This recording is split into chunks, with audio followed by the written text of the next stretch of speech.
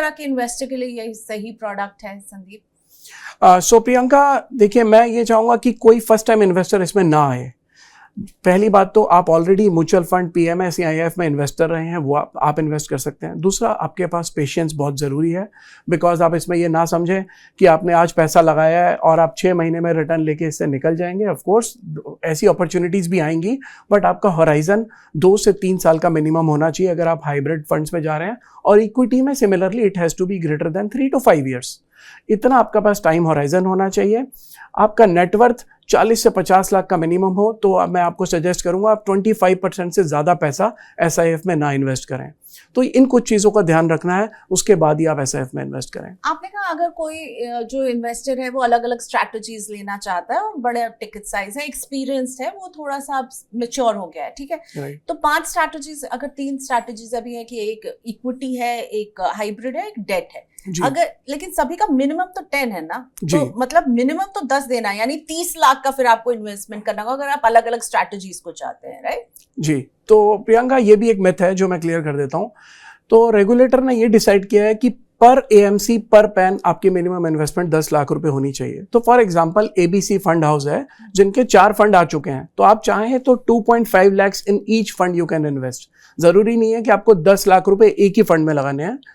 तो total investment एक AMC के साथ एक पैन कार्ड की 10 लाख रुपए की जरूरत है और आप उसको स्प्लिट कर सकते हैं। ओके, बहुत बड़ी क्लैरिटी, क्योंकि ये जो है मुझे भी यही लग रहा था मिनिमम। ओके, सो आप एक एएमसी को उसकी 3 स्ट्रैटेजीज में अपने पैसे डिवाइड कर सकते हैं, लेकिन आप एएमसी के पास है तो आप बीएमसी, सीएमसी ऐसे 3 लोगों का नहीं ले सकते, एक ही एएमसी से स्टिक करना है आप। एक एएमसी की जैसे 7 स्ट्रेटेजीज अलाउड हैं, तो अगर एक एएमसी है जो 7 स्ट्रेटेजीज ले आती है तो आप अपने हिसाब से 1 lakh each in 6 funds and remaining 4 lakhs in the 7th fund you can do. Total 10 lakh रुपए होने चाहिए और आप खुद डिसाइड कर सकते हैं कि आपको कौन से फंड में कितना पैसा लगाना है। ओके, जो इसको रिस्पॉन्स मिला है, क्या इंडस्ट्री ऐसे रिस्पॉन्स को लग रहा था ऐसा रिस्पॉन्स मिलेगा जबरदस्त की 9 महीने में हम बात कर रहे हैं 13,800 करोड़ से ऊपर का एओएम, पूरा जो निवेश का पैसा लोगों का इनके पास पहुंचा है। ये रिस्पॉन्स आप इसको कैसे देखते हैं? देखिए प्रियंका, इंटरेस्ट आएगा ये तो श्योर था, बिकॉज ये स्ट्रेटेजीज इंडिया में फर्स्ट टाइम लॉन्च हो रही थी। बट बहुत सारे लोग पॉजिटिवली सरप्राइज हुए पार्टिसिपेशन को देखते हुए। जैसा आपने कहा 13,800 करोड़ की फिगर तो ये मई की थी और अभी वो 14,000 करोड़ क्रॉस हो चुकी है।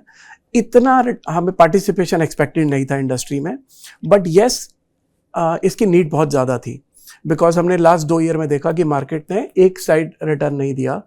मतलब जहाँ पे निफ्टी 2024 में था, आज 2026 में खड़े हैं, आज भी निफ्टी वहीं है।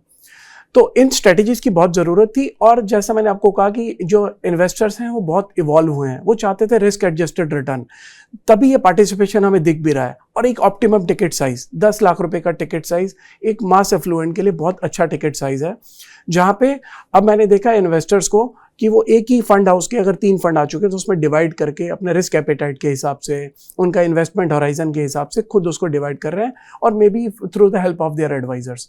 तो ये रिस्पॉन्स इतना था अच्छा, और मुझे उम्मीद है कि ऐसे बहुत सारे एएमसीज हैं जो एआईएफ अपने वॉलंटरली क्लोज कर दिया है। देयर आर 2-3 एएमसीज, बिकॉज वहाँ पे taxation which we may cover in the following part, taxation friendly है ये बहुत ज़्यादा, एंड ऑल्सो जो आपको फ्लेक्सिबिलिटी मिल जाती है फंड मैनेजर को, वो इसमें मिल रही है एआईएफ वाली, टैक्सेशन मिल रहा है आपको म्यूचुअल फंड वाला।